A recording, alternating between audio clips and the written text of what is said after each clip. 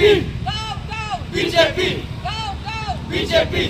Nongialam Congress jongka Meghalaya Pradesh Congress Committee hne ke janmit jok singi baar ke lailum khmat ke yingsa jongulat ke jela harkat ke jingra ai placard bandawa inokam yau menteri ke sarkar pedeng badai pet ya ketrat puli puti udhar menra pradhan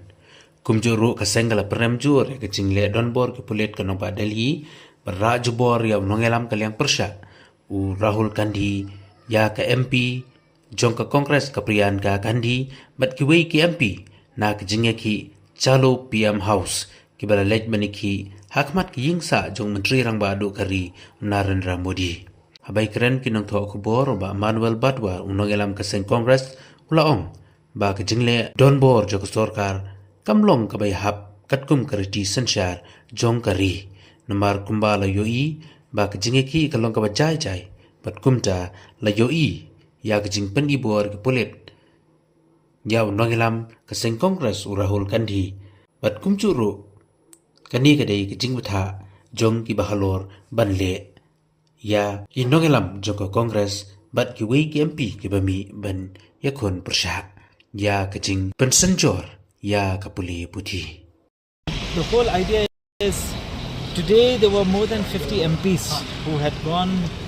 to the residence, to the front of the residence of the Prime Minister,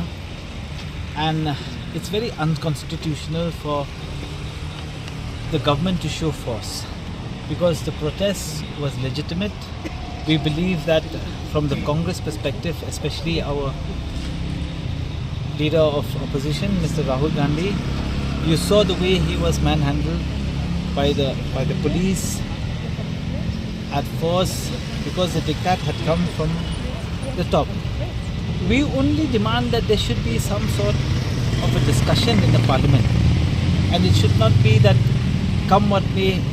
at the end of the day the temple of democracy is the parliament,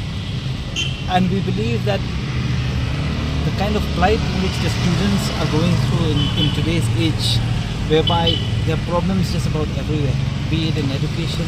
be it in competitive exams, be it in unemployment,